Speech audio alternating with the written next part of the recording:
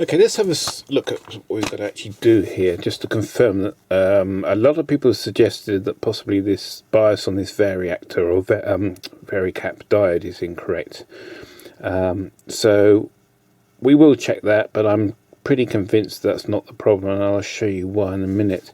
First of all, this orange line here goes back to the pot, the switch here, the selector switch, and this selector switch allows you to set the radio to normal tuning, or if you move the switch up, it allows you to just making a fine adjustment on the oscillator, basically for fine tuning. And all that's doing, as you see, is biasing this varicap different positions, altering that oscillator, altering the frequency. That frequency goes out here up to this transistor up here, and that's the IF amplifier. That's the 455 kilohertz trap. It's a two-stage IF amplifier, or double conversion. In this position here, the signal comes from this. Let me just bring you over slightly.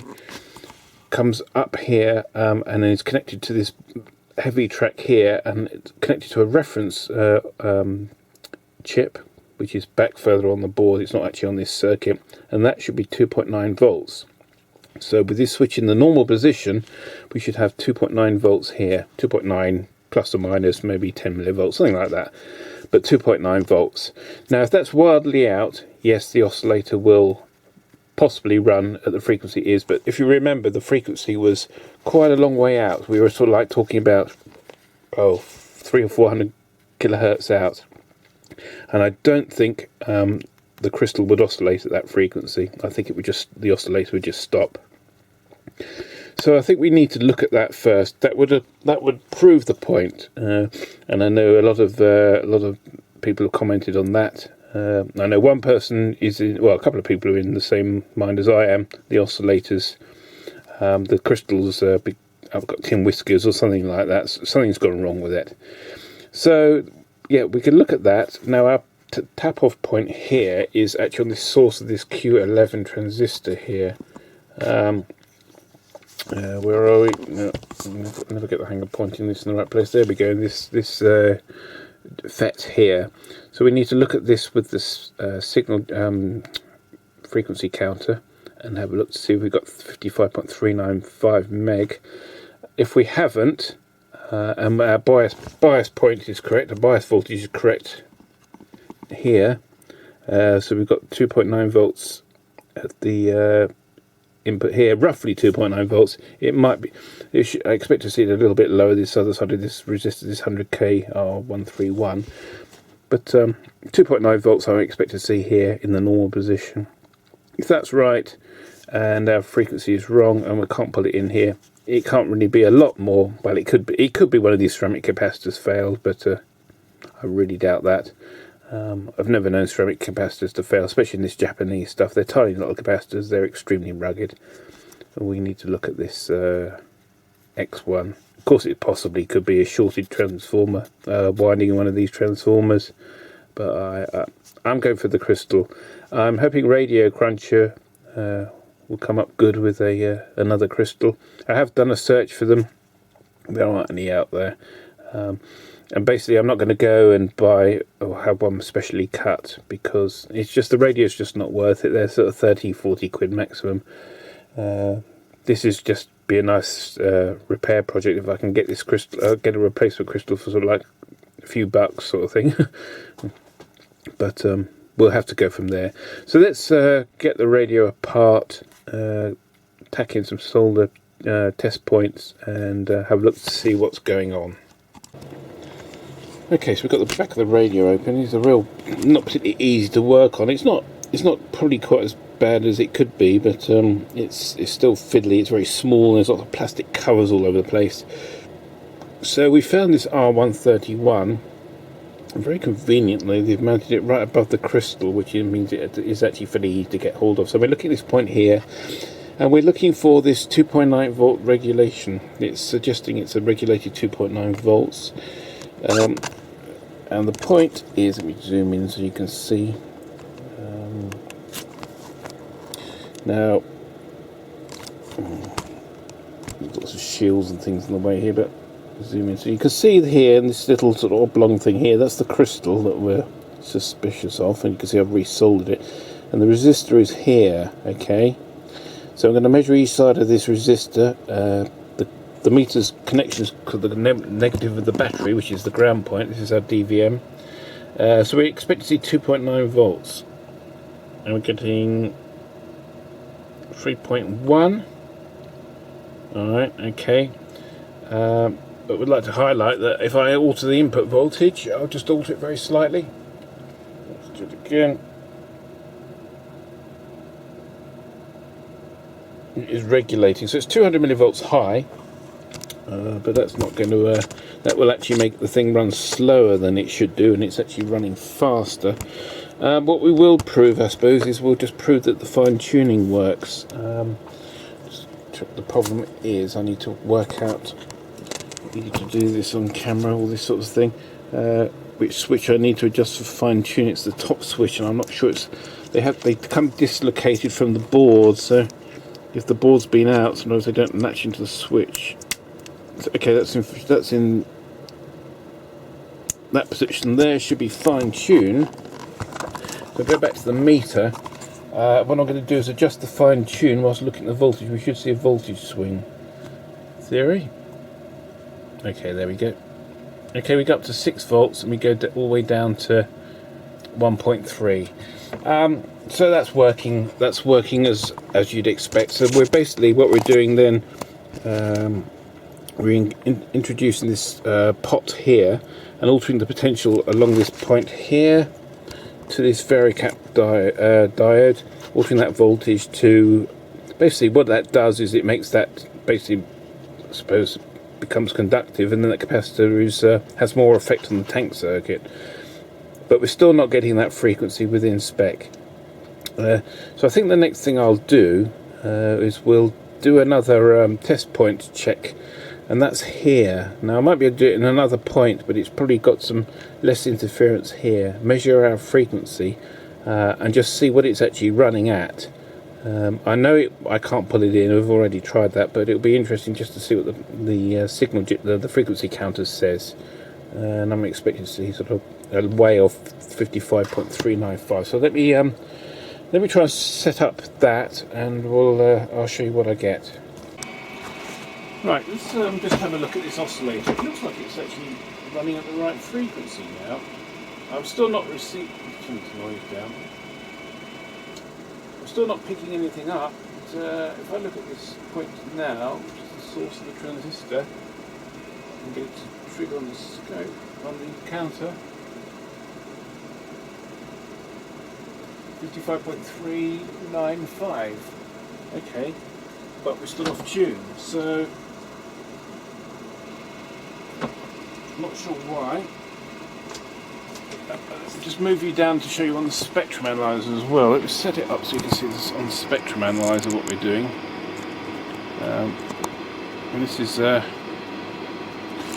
the gear no ideas idea of running it on the spectrum analyzer. See what we can see. I'm going to swap it over to the spectrum analyzer now so we can see center frequency 55.395. That's right, isn't it? Check the circuit.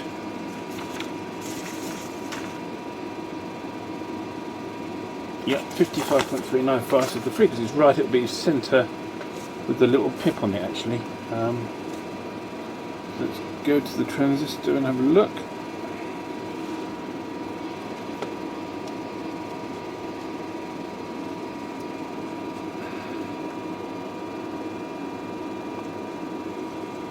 Look at that.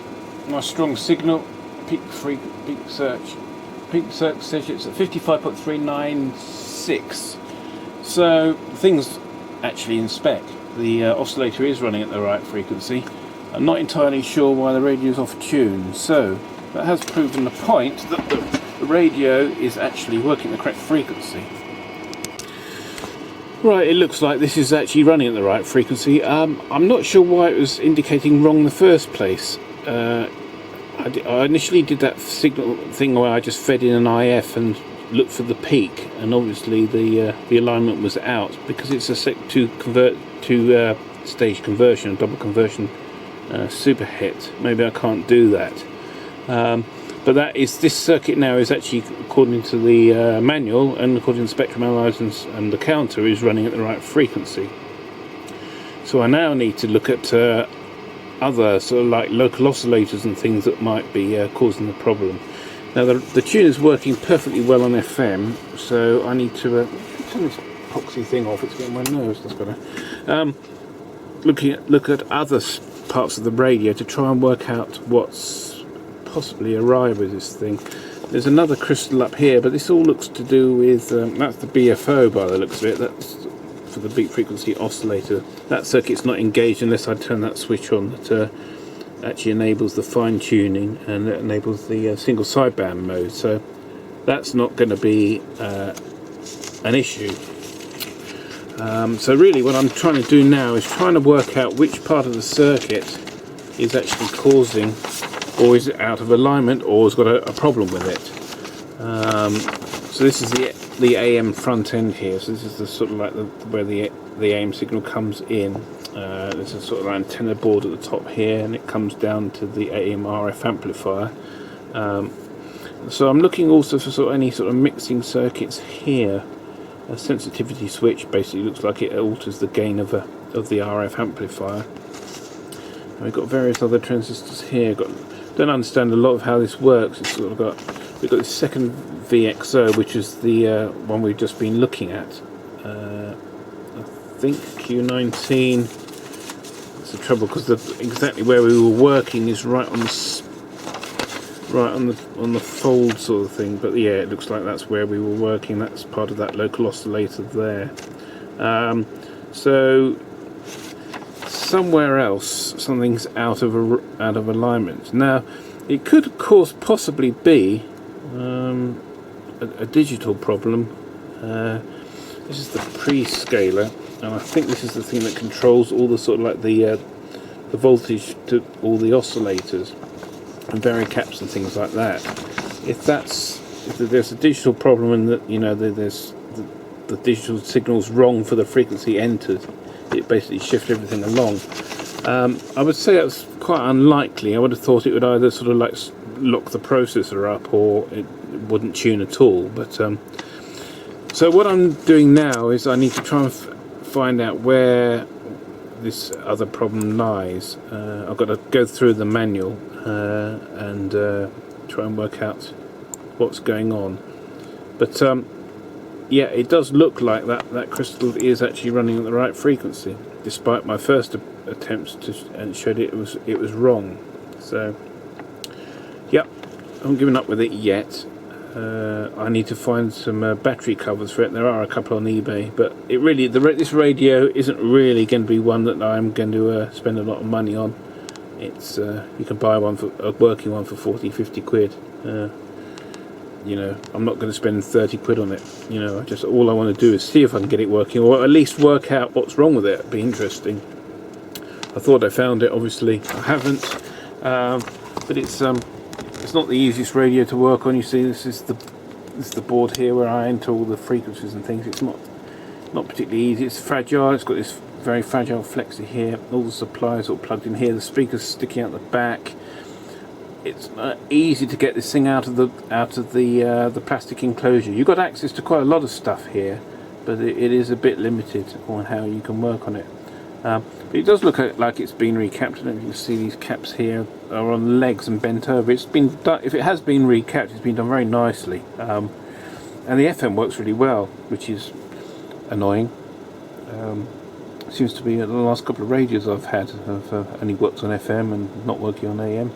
So I think the next thing to do is study the circuit a bit more. If anyone else has got any ideas, have had more experience with double conversion superhets. I mean, normally, if this was a normal radio, all I'd be interested in is what frequency the local oscillator is running at. If the local oscillator was right and it still wasn't tuned correctly, well, the IF alignment's got to be out of line. There isn't an awful lot, but because it's a double conversion, from what I understand, one IF tracks the local oscillator, so it tracks the local oscillator as you tune, and the other one is like a conventional IF, where you feed in that signal, you feed that signal into the IF amplifier, and whatever that basically all the signal that comes out of the IF amplifier is a set frequency of usually 465 kilohertz.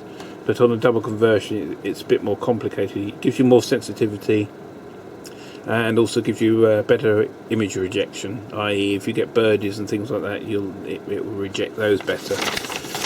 So yeah, anyone's got any ideas, any pointers? But in the meantime, I'm going to sort of I think this will be the second part, just to sort of show you clarify a bit of what we found, and we'll go from there.